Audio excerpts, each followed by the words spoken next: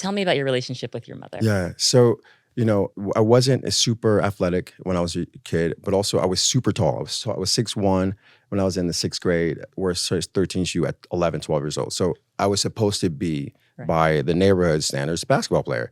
But I was an artist. I just wanted to paint and draw and create something. So my mother saw that, and she knew that I need to love each one of my children differently. They all deserve love, but I should tune into who they are as people at an early age. So I remember my brother was super athletic, and she gave him everything he needed for him to be successful in that way.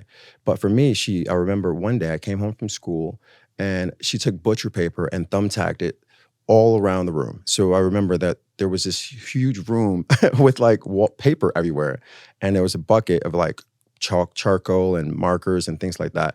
And she just told me to create and just have fun. And so I was like, oh, okay. So I lost it, and I just started creating these murals, and I spent days doing it every day. I would just get home, run into my room, and start creating more and more and more. She took them down and replaced it with fresh paper. So I didn't know she was saving it for school. So she saved it for an art school. I auditioned and I got in. And so that saved my life. Like, it really did, like, save my life, which is when your parent, especially mothers, give you the freedom to create or be creative or find your way. And so I She always, saw you as you were, right? yes. She saw you for what you were and this innate talent that you had. She didn't say, "Oh, you're tall, you should, try." Oh, She no. allowed you that space to be who you were. Be who you are. Just be the greatest at whatever that is. Just give them a little bit of a spark, and moms have that ability. I mean, dads do too, but it's something about a mother's green light for anyone to just go and do you and be you. It's just like, it's so powerful, man. So that set a whole trajectory of myself, going to school for art. And so, yeah, we've been really close. Like, we grew up together. She had me when she was really young, but she was always really, really strict. Yeah. But I think when you're And when you're a young mom, it's almost like you have to be yeah. strict and you have to enforce those boundaries. Yeah, she was mom and dad, so she was mom and dad, and but I just knew that I had a level of responsibility at a really early age that a lot of people didn't have. And then I just got out into the world. I left high school 2 days after I graduated. I left Buffalo, sorry. And then I moved to New York City. I started working in beauty. Then, it wasn't the easiest road. Like, Sure it it was wasn't. not I'm easy sure at it all. wasn't. I remember, yeah. I also just love that your mom named you. So when I remember Oh, yeah. doing my research, Huh?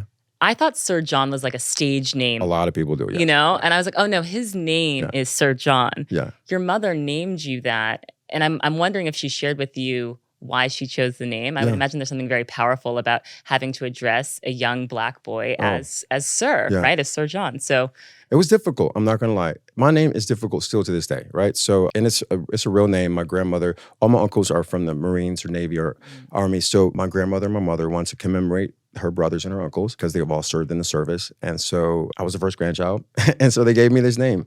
And I remember that the kids thought it was cool, but I remember teachers would not call me Sir John. So I was dealing with like institutional racism from a child. I didn't know why.